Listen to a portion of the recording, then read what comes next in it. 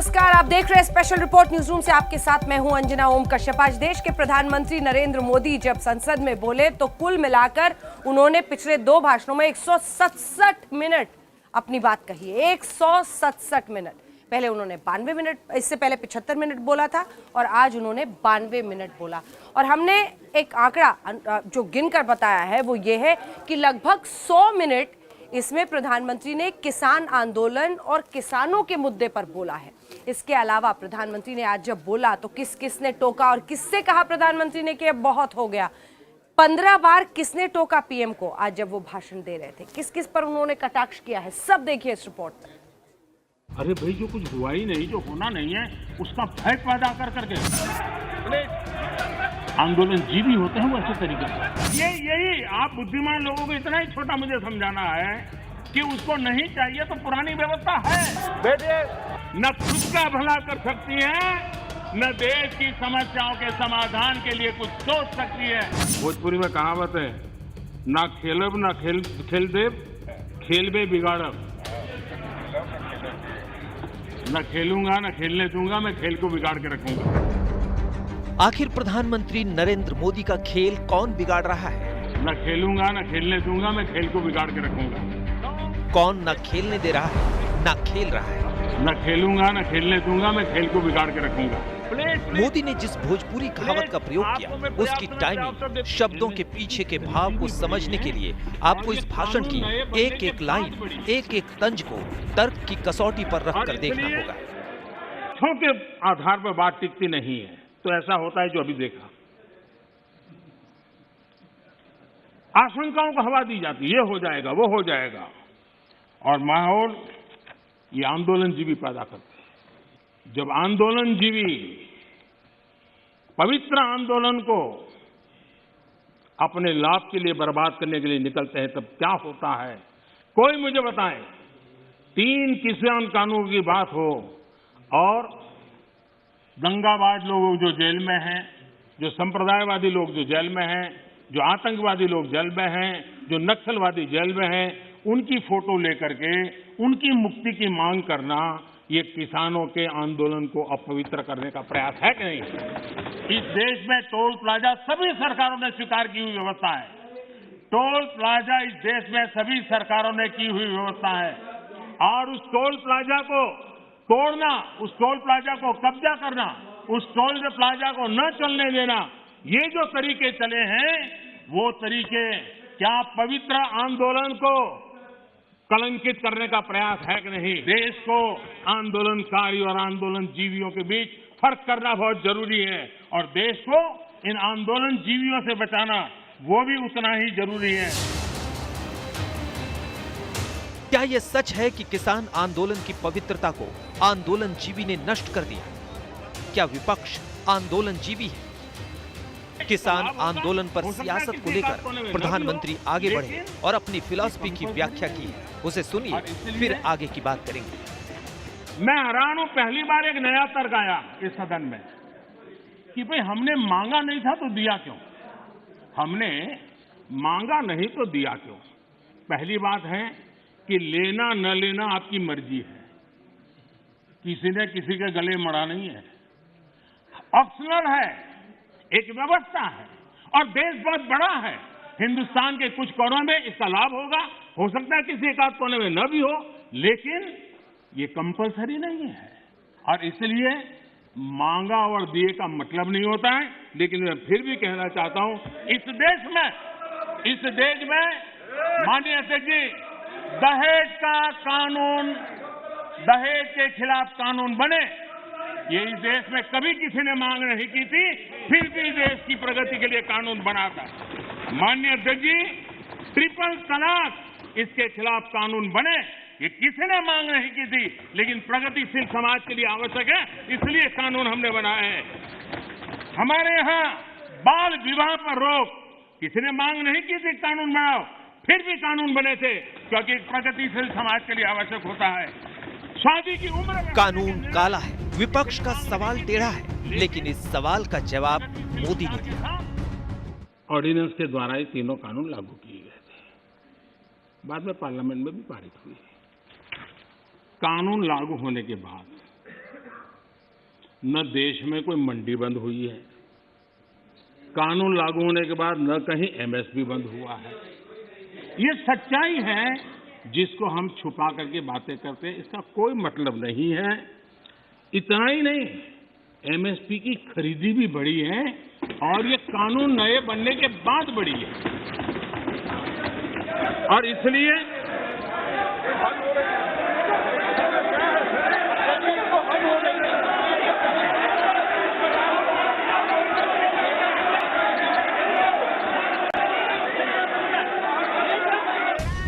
किसान आंदोलन और कृषि कानून पर मोदी ने एक बड़ी बात कही। भ्रम और भय दोनों को लेकर समझाया कि किसानों को अलर्ट रहने की जरूरत है, आंदोलन में शामिल चेहरों को पहचानने की जरूरत है। मंत्री का आज अंदाज जरा अलग था। वो बार बार अधीर रंजन चौधरी जो सामने बैठे थे उन्हें दादा कहकर कहते थे। शुरुआती उन्होंने की दादा ठीक हो बोलकर, फिर वो कई बार उनसे उलझते भी नजर आए। एक अलग अंदाज में, एक अलग मूड में पीएम नजर आ रहे थे। लेकिन और राष्ट्रपति जी का आज उन्होंने आंदोलन जीवी इस शब्द को लेकर एक बार फिर उसकी व्याख्या की और जो आंदोलन जीवी जिन्हें वो बताते हैं उन पर फिर से खुलकर हमला किया। वहीं अगर आप दूसरी तरफ देखें तो कांग्रेस पार्टी पर भी उन्होंने वार किया। लेकिन प्रधानमंत्री ने आज एक तरह से आंदोलनकारी वर्सेस आंदोलन जीवी ये पूरी व्याख्या कर डाली। विकट और विपरीत काल में भी यह देश किस प्रकार से अपना रास्ता चुनता है, रास्ता तय करता है और रास्ते पर पीएम ने क्या कहा ये तो आपने सुन लिया है। लेकिन अब आपको सुनाते हैं प्रधानमंत्री ने कांग्रेस पार्टी पर, देश की सबसे पुरानी पार्टी में जो अलग अलग विचारधाराएं हैं, उसकी व्याख्या कैसे की। मैं जिसे ओढ़ता बिछाता हूं वो गजल आपको सुनाता हूं। मुझे लगता है ये जो साथी चले गए वो जिन चीजों के अंदर जीते हैं, पलते हैं, वो वही सुनाते रहते हैं जो उनके कालखंड में उन्होंने देखा है, जो उनके कालखंड में उन्होंने किया है, उसी को वो कहते रहते हैं। हंगामा नंबर 1। दादा के ज्ञान से हम इस बार वंचित रह गए। खैर, चुनाव के बाद अगर आपके पास मौका होगा तो ये कितना महत्वपूर्ण प्रदेश है, इसीलिए तो हम कर रहे हैं। हाँ, आप लोगों ने इसको इतना पीछे छोड़ दिया, हम तो इसको प्रमुखता देना चाहते हैं। जो भी गलत धारणाएं बनाई गई, जो अफवाहें फैला गई, उसके शिकार हुए हैं। लेकिन मेरा पूरा भाषण बोलने के बाद सब कीजिए, आपको मौका मिला था।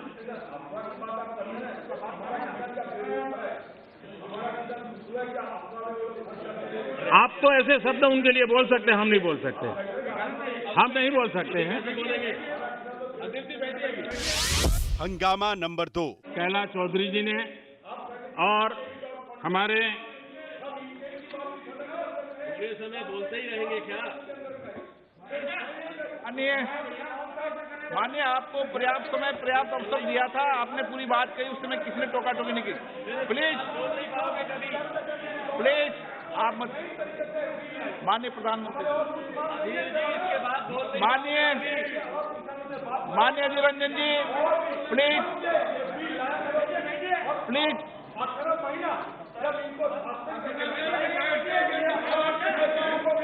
माननीय अधीर रंजन जी, प्लीज। हंगामा नंबर 3। देखिए, मैं कितनी सेवा करता हूँ आपकी। आपको जहाँ रजिस्टर करवाना था हो गया।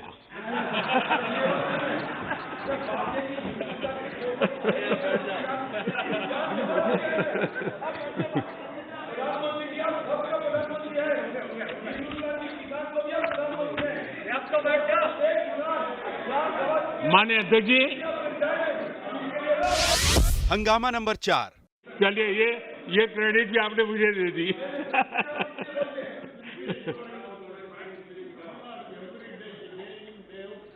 मिस्टर बालू, प्लीज।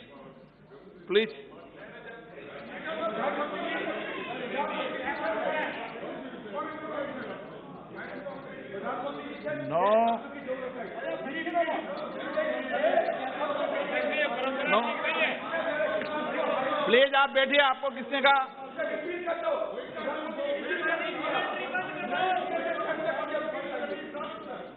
टीआर बालू जी प्लीज प्लीज प्लीज प्लीज, आपको मैं पर्याप्त समय पर्याप्त अवसर देता हूं। Please please sit down. हंगामा नंबर 5। और इसलिए प्लीज अधीर रंजन जी, अब ज्यादा हो रहा है। अधीर रंजन जी प्लीज, अब ज्यादा हो रहा है। अब ज्यादा हो रहा है। मैं आपका रिस्पेक्ट करने वाला इंसान हूं और मैंने पहले कह दिया, आपने जितना किया जहां रजिस्टर होना हो गया। और बंगाल में भी टीएमसी से ज्यादा पब्लिसिटी आपको मिल जाएगी। बाबा क्यों इतना है? हाँ दादा, देखो मैं बता दिया, चिंता मत करो, मैंने बता दिया।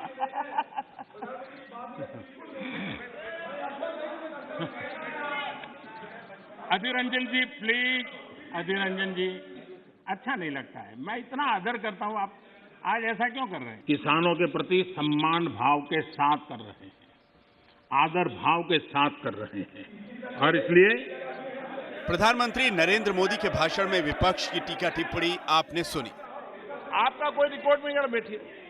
मोदी 92 मिनट बोले, कांग्रेस ने वॉकआउट कर दिया, लेकिन प्रधानमंत्री ने फ्रंट फुट पर बैटिंग करते हुए कांग्रेस पार्टी के विचारों में कंफ्यूजन की व्याख्या की। हमें मानते थे कि हिंदुस्तान की बहुत पुरानी पार्टी कांग्रेस पार्टी, जिसने करीब करीब 6 दशक तक इस देश में एक चक्री शासन किया, ये पार्टी का ये हाल हो गया है कि पार्टी का राज्यसभा का सबका एक तरफ चलता है और पार्टी का लोकसभा का सबका दूसरी तरफ चलता है। ऐसी डिवाइडेड पार्टी, ऐसी कंफ्यूज पार्टी न खुद का भला कर सकती है, न देश की समस्याओं के समाधान के लिए कुछ सोच सकती है। इससे बड़ा दुर्भाग्य क्या हो सकता है? कांग्रेस पार्टी राज्यसभा में भी है, कांग्रेस पार्टी के वरिष्ठ नेता राज्यसभा में बैठे हैं, लेकिन वो एक बहुत आनंद और उमंग के साथ वाद विवाद करते हैं, विस्तार से चर्चा करते हैं, अपनी बात रखते हैं। और यही कांग्रेस पार्टी का दूसरा तबका अब समय तय करेगा, हम नहीं बोल सकते। कांग्रेस की सोच में विभाजन का जिक्र प्रधानमंत्री ने किया तो लोकसभा में मोदी और अधीर रंजन के बीच खूब तू मैं हुई। और ये हो हल्ला, ये आवाज, ये रुकावटें डालने का प्रयास एक सोची समझी रणनीति के तहत है। और सोची समझी रणनीति ये है कि जो झूठ फैलाया है, जो अफवाहें फैलाई हैं, उसका पर्दाफाश हो जाएगा, सत्य वहां पहुंच जाएगा तो उनका टिकना भारी हो जाएगा। और इसलिए हो हल्ला करते रहो, जैसा बाहर करते हैं वैसा अंदर भी करते रहो, यही खेल चलता रहा है। लेकिन इससे कभी भी आप लोगों का विश्वास नहीं जीत पाओगे, मान के चलो। और इसलिए प्लीज अधीर रंजन जी, अब ज्यादा हो रहा है। अधीर रंजन जी प्लीज, अब ज्यादा हो रहा है। अब ज्यादा हो रहा है। मैं आपका रिस्पेक्ट करने वाला इंसान हूं और मैंने पहले कह दिया, आपने जितना किया जहां रजिस्टर होना हो गया। और बंगाल में भी टीएमसी से ज्यादा पब्लिसिटी आपको मिल जाएगी। बाबा क्यों इतना है? हाँ दादा, देखो मैं बता दिया, चिंता मत करो, मैंने बता दिया।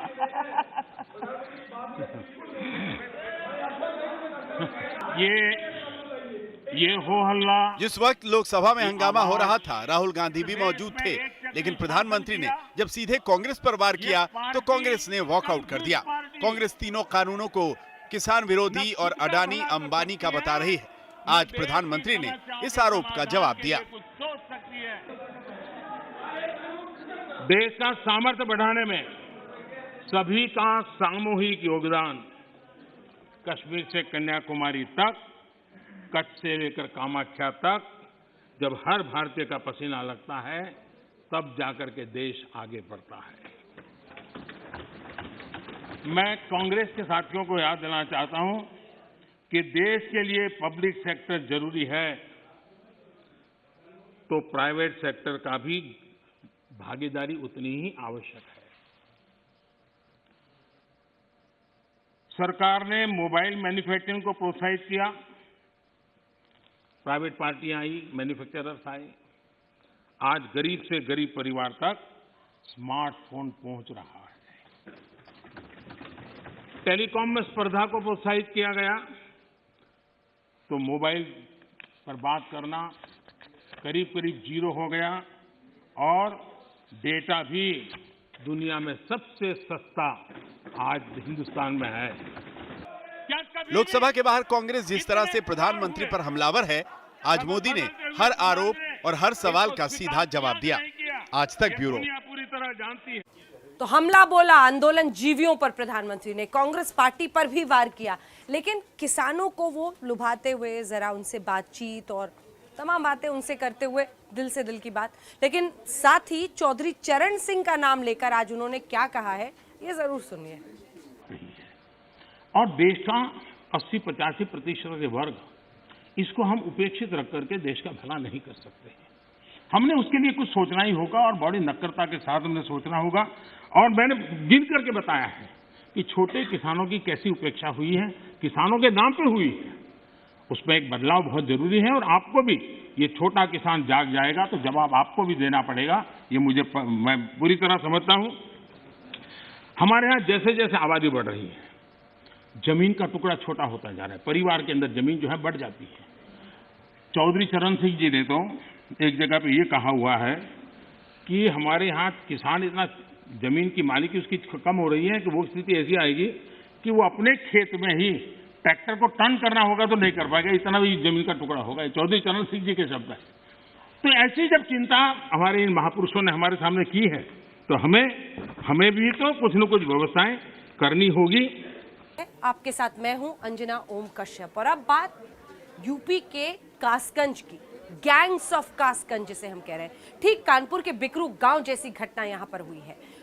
शराब माफिया ने पुलिस वालों पर हमला किया। 2 पुलिस वालों को ऐसा पीटा कि एक की मौत हो गई और एक जिंदगी और मौत के बीच जंग लड़ रहा है। क्या यूपी में पुलिस के खून के प्यासे हो गए हैं अपराधी? क्या यूपी में अपराधियों ने पुलिस से खौफ खाना छोड़ दिया है? कानपुर के बिकरू कांड की तरह अब कासगंज में कांड हो गया। कासगंज के शराब माफियाओं ने पुलिस वाले को दी दर्दनाक मौत। पुलिस वालों पर जानलेवा हमला करके कहां छुपा खूंखार अपराधी? क्या यूपी में अपराधियों का बस एनकाउंटर ही इलाज है? देखिए गैंग्स ऑफ कासगंज का खौफनाक सच। गैंग्स ऑफ कासगंज का सच लेकर हम आए हैं। आइए आपको दिखाते हैं। वाकई दुर्भाग्यपूर्ण है और जिस तरह से परिस्थितियां बनी, दबिश देने के लिए शराब माफिया पर पुलिस पहुंचती है, वहां पर उल्टा शराब माफिया उन पर हमला कर देती है और फिर एक पुलिस वाले को जान से मार देती है। दूसरे की हालत इतनी खराब है वो अस्पताल में है। ये पूरी रिपोर्ट देखिए, आप समझेंगे कि किन परिस्थितियों में ये सब कुछ हुआ है। हालांकि पुलिस ने एक आरोपी, जो मुख्य आरोपी था, उसके भाई को मार डाला है। मुख्य आरोपी फरार है। यूपी के अपराधियों में आखिर कौन सा डीएनए है जो पुलिस वालों का मर्डर करने में भी नहीं हिचकते? आम लोगों को तो छोड़ ही दीजिए, योगी जी रात और दिन डंका पीटते हैं, उत्तर प्रदेश को अपराध मुक्त कर देंगे, लेकिन यूपी को अपराध से मुक्त करेगा कौन? यहाँ तो खुद पुलिस ही पीड़ित है। अभी पिछले साल की ही तो बात है, कानपुर के बिकरू गांव में गैंगस्टर विकास दुबे और उसके साथियों ने 8 पुलिस वालों को मौत के घाट उतार दिया।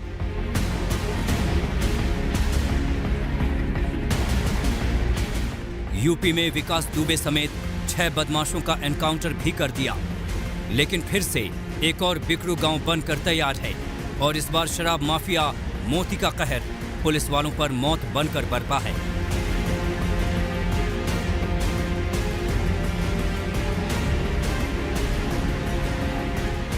तस्वीरें कासगंज के नगला धीमर गांव की हैं। ये सरिया देखिए, ये डंडा।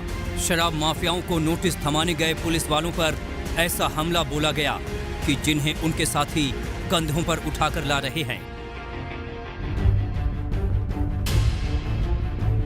ये हैं दरोगा अशोक सिंह, जिनकी वर्दी फाड़ दी गई। इतनी भयंकर पिटाई की गई कि अपने पैरों पर चलने काबिल भी नहीं छोड़ा। और कासगंज के मोती गैंग ने सिपाही देवेंद्र को इतना पीटा कि पीट कर जान ही ले ली। इतना पीटा कि पीट कर जान ही ले ली। अगर आज बिकरू कांड से पुलिस ने सबक लिया होता तो 10-10 मुकदमे के आरोपी और पुलिस पर पहले भी गोलियां बरसाने वाले हिस्ट्री शीटर मोती गैंग पर दबिश देने सिर्फ 2 पुलिस वाले नहीं भेजे जाते और कासगंज के एसपी ऐसी कमजोर दलील नहीं दे रहे होते। ऐसा नहीं है, पुलिस का बैकअप हमेशा रहता है, पुलिस का बैकअप रहता है। पुलिस टीम पूरी विश्वास के साथ दबिश देने आई थी, लेकिन चूंकि बदमाशों की संख्या थोड़ा ज़्यादा थी तो इसलिए उनको ओवर पावर नहीं कर पाई। अन्यथा जो है तो भविष्य में इस तरह की हिदायत हमने इंस्ट्रक्शन दे रखा है कि पर्याप्त पुलिस बल के साथ ही दबिश जाए। कप्तान के इस ढीले रवैये की कीमत सिपाही देवेंद्र को अपनी जान देकर चुकानी पड़ी, जबकि दरोगा अशोक सिंह अलीगढ़ में जिंदगी और मौत से जूझ रहे हैं। किस तरह से इन दोनों पुलिस वालों को पीटा गया, उसके सबूत पुलिस की कमजोरियों को उजागर कर रहे हैं। तकरीबन 3 बजे के आसपास जो जानकारी है वो दिन में पहुंचे थे, जहां उन्हें बंधक बना लिया गया था और उसके बाद बेहद बर्बरता की गई है। बताया जा रहा है कि देवेंद्र के शरीर पर सरियों से चोट के निशान दिखे हैं, फावड़े, इस तरीके की चीजें जो खेतों में काम करने के लिए भी फावड़ा इस्तेमाल किया जाता है, उससे भी हमला किया गया। एक बड़ी पुरानी कहावत है, सांप गुजर गया और लकीर पीटते रहो। एक पुलिस वाले की जान चली गई। अब कासगंज के धीमर गांव को पुलिस ने घेरा हुआ है। चोट खाने और मौत देखने के बाद यूपी पुलिस ने शराब माफियाओं पर एक्शन लिया तो मुख्य आरोपी धीमर के भाई एलकार को सुबह 5 बजे काली नदी के पास घेरा और ढेर कर दिया। हम आपको दिखाते हैं जिस जगह पर एनकाउंटर हुआ वहां पर पुलिस, आपको देखिए पुलिस की मुस्तैदी आपको यहाँ पे नजर आएगी। पूरे गांव के आसपास इसी तरीके से पुलिस की टीम मौजूद है। वो सामने देखिए, सुबह 5:30 बजे इसी जगह पर पुलिस का ये कहना है कि उन्हें जो मोती है उसका भाई एलकार नजर आया था कुछ अपने और दूसरे साथियों के साथ। क्योंकि 5:30 बजे का जो वक्त होता है, इस वक्त अंधेरा था और उस दौरान जब एनकाउंटर हुआ तो उसके एलकार तो गोली लग गई उसे, लेकिन बाकी उसके साथी भाग गए थे। अब हम दूसरी तरफ आपको दूर दिखाते हैं। दूर ये जो आपको नदी दिख रही है, यही वो काली नदी है जिसके थोड़ी दूर आगे जाने पर देवेंद्र और अशोक जो सब इंस्पेक्टर हैं वो घायल अवस्था में मिले। अब पुलिस के आला अधिकारी भी कह रहे हैं कि मोती और उसका गैंग नहीं बचेगा। नामजद अभियुक्त एलकार था, वो पुलिस द्वारा की गई आत्मरक्षा फायरिंग में मारा गया तथा अन्य अभियुक्तों की तलाश चल रही है। मुख्यालय पे जो सूचना प्राप्त हुई है उसके आधार पे अन्य साथी बहुत जल्द गिरफ्तार किए जाएंगे और जो मुख्य अभियुक्त है मोती, जिसकी तलाश में पुलिस गई थी, उसको हम गिरफ्तार करेंगे। चलिए आपको बताते हैं कि कासगंज के नगला धीमर गांव में आखिर हुआ क्या था। नगला धीमर गांव में मुख्य आरोपी मोती धीमर और उसके भाई अवैध शराब का धंधा चलाते हैं। कासगंज के एसपी के मुताबिक कई मामलों में वांटेड होने के चलते पुलिस टीम लगातार उसके खिलाफ दबाव बना रही थी। मंगलवार दोपहर दरोगा अशोक सिंह और कांस्टेबल देवेंद्र दबिश देने पहुंचे थे। अपने अड्डे पर पुलिस टीम को देखकर अपराधी भड़क गए और दोनों पर हमला बोल दिया और दोनों को बंधक बनाकर पिटाई की गई। पश्चिमी उत्तर प्रदेश में जो इलिसिट लिकर के विषय में कुछ दुर्भाग्यपूर्ण घटनाएं पूर्व में हुई थी, तो ये जो माफिया इस तरह का वहाँ पे प्रचलित था, उसके खिलाफ हम एक अभियान चला रहे थे और उसी के तहत कार्रवाई सुनिश्चित करने के लिए ये टीम हमारी गई थी और इसमें एक सब इंस्पेक्टर और कांस्टेबल हमारे थे जो पकड़ने गए थे उन लोगों को जिनके ऊपर इस तरह के केसेस थे। एक लीगल प्रोसेस को एग्जीक्यूट करने के लिए गए थे और उस पर इस तरह का हमला अपराधी तत्वों द्वारा पुलिस पार्टी पर करना न केवल चिंता का कारण है, वरन गंभीर बात है। फिलहाल पुलिस पर हुए हमले का कनेक्शन मैनपुरी से भी जोड़ा जा रहा है। देवेशपाल सिंह के साथ हिमांशु मिश्रा, नगला धीमर, कासगंज, आज तक। कासगंज का कुख्यात अपराधी मोती अब फरार है। पूरा का पूरा उत्तर प्रदेश का पुलिस अमला उसे ढूंढने में लगा हुआ है। तो सवाल ऐसे में यह है कि अगर वाकई इतना बड़ा कुख्यात अपराधी था तो सिर्फ 2 पुलिस वाले दबिश देने के लिए क्यों गए? क्योंकि आखिर क्यों एक पुलिस वाले के घर पर आंसुओं का सैलाब बह रहा है, जहां मौत हुई है और जहां एक घायल है, उनका पूरा परिवार सलामती की दुआ मांग रहा है।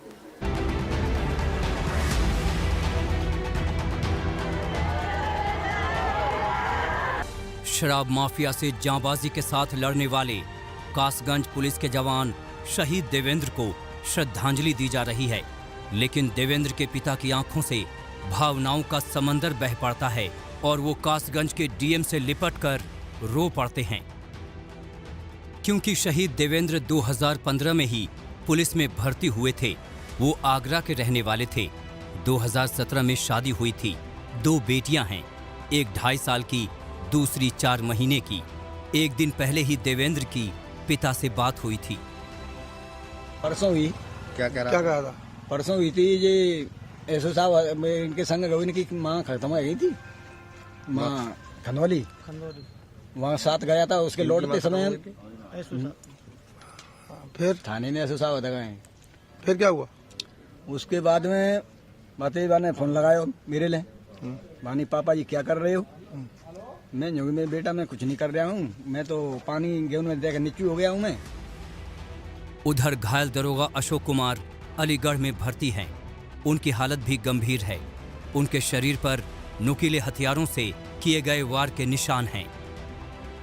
पोस्टिंग थी कासगंज में, वहाँ से ये मतलब डेबिट में गए हुए थे, तो वहाँ पे डेबिट में उन लोगों ने इनके मारपीट करी है। उनकी हालत ज़्यादा खराब हो गई है। अब ये जीएन हॉस्पिटल में भर्ती है। सीएम योगी ने गुनहगारों पर राष्ट्रीय सुरक्षा अधिनियम यानी एनएसए के तहत कड़ी कार्रवाई के निर्देश दिए हैं, लेकिन जिस तरह से पुलिस कासगंज के धीमर गांव में दबिश देने पहुंची थी, सवाल उसी पर उठ रहे हैं, क्योंकि इससे पहले ही मोती गैंग ने पुलिस पर गोली चलाई थी। खुद इसकी गवाही गांव वाले दे रहे हैं। पहले चला चुका तो बस थोड़ी ही है, पहले चलाई थी, इससे पहले ही पुलिस पर गोली चलाई थी इसने। जब पुलिस को पता था कि शराब माफिया मोती धीमर और उसका गैंग कितना खूंखार है, तो फिर 2 ही पुलिस वाले गांव क्यों भेजे गए? यकीनन हिस्ट्री शीटर मोती की पूरी फाइल पुलिस के पास होगी। उसके बावजूद भी वो खुलेआम शराब के अड्डे क्यों चला रहा था? 6 महीने बाद ही कानपुर के बिकरू गांव वाला कांड कासगंज के धीमर गांव में दोहरा दिया जाता है, तो इसके पीछे गलती किसकी है? पुलिस पर हमला करने की वारदातें हैं, इनको हम गंभीरता से लेते हैं, और जो भी अपराधी पूर्व में अपराध किए हुए हैं या इस तरह की कोई दुस्साहस कर रहे हैं, उनको जो कानून की प्रक्रिया है उसमें कड़ी से कड़ी कार्रवाई करते हुए उनको दंड दिलाएंगे। और इसमें यूपी पुलिस का और हमारे जवानों का रिजॉल्व, हमारे अधिकारियों का रिजॉल्व जो है उसको कोई शक नहीं कर सकता, उसको कोई चैलेंज नहीं कर सकता। इसमें आप पहले भी देख चुके हैं कि हमने अपराधियों के खिलाफ बहुत कड़ा रुख अख्तियार किया है और वो रुख ऐसा ही रहेगा आगे। ऐसे में सवाल ये भी उठते हैं, क्या मुख्य आरोपी मोती धीमर अकेला शराब की भट्टी चला रहा था, या फिर इसके पीछे और भी बड़े माफिया का हाथ है, और उसी वजह से मोती और उसके गैंग ने मिलकर पुलिस को इतनी भयंकर तरह से पीटा। देवेश पाल सिंह के साथ हिमांशु मिश्रा, नगला धीर, कासगंज आज तक। आइए स्पेशल रिपोर्ट में बात करते हैं पश्चिम बंगाल के चुनाव पर सबसे बड़े कॉन्क्लेव की। जी हां, इंडिया टुडे ग्रुप के ईस्ट इंडिया कॉन्क्लेव में मुख्यमंत्री ममता बनर्जी से लेकर गृह मंत्री अमित शाह आएंगे। देखिए, बंगाल में होने वाला है 2021 का सबसे बड़ा चुनाव। ममता के खिलाफ सियासी संग्राम का बीजेपी ने कर दिया है शंखनाद। बंगाल में चुनावी टक्कर से पहले विचारों के महामंच के आयोजन का इससे बेहतर मौका क्या हो सकता है? लिहाजा चुनाव से ठीक पहले सज रहा है इंडिया टुडे का कॉन्क्लेव ईस्ट का महामंच। ममता बनर्जी और अमित शाह की मौजूदगी से महामंच पर जमेगा सियासी रंग। नोट कर लीजिए, तारीख है 11 और 12 फरवरी और जगह कोलकाता। कॉन्क्लेव में जब पूरब के हर पहलू पर बात निकलेगी तो दूर तक जाएगी। कॉन्क्लेव ईस्ट में और भी दिग्गजों का जमावड़ा होगा।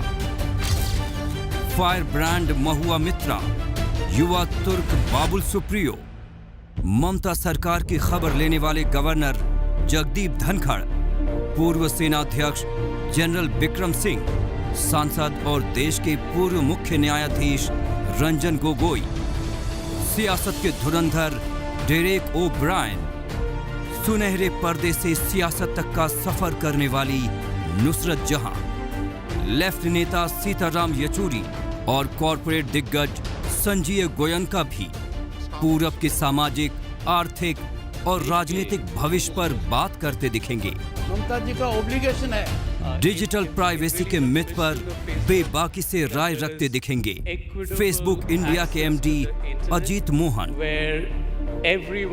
विचारों के बीच सुरों की सरिता भी बहेगी। इसके लिए मंच पर होंगे पापोन और देशी पॉप दीवा उषा उत्थुप और सब्यसाची चक्रवर्ती, प्रसन्नजीत चैटर्जी और तोता राय चौधरी जैसी बंगाली सिनेमा की दिग्गज हस्तियों से भी आप रूबरू हो पाएंगे। तो तैयार हो जाइए पूरब पर बातचीत से लेकर बहस तक के शानदार आयोजन के लिए। आज तक ब्यूरो। इसी के साथ स्पेशल रिपोर्ट में न्यूज रूम से इतना ही। देश दुनिया की बाकी खबरों के लिए आप देखते रहिए आज तक। नमस्कार, मैं हूं अंजना ओम कश्यप। हमें उम्मीद है ये वीडियो आपको पसंद आया होगा। लेटेस्ट खबरों के लिए यूं ही देखते रहिए आज तक और इस वीडियो के पसंद आने पर लाइक, शेयर एंड सब्सक्राइब करना ना भूलें।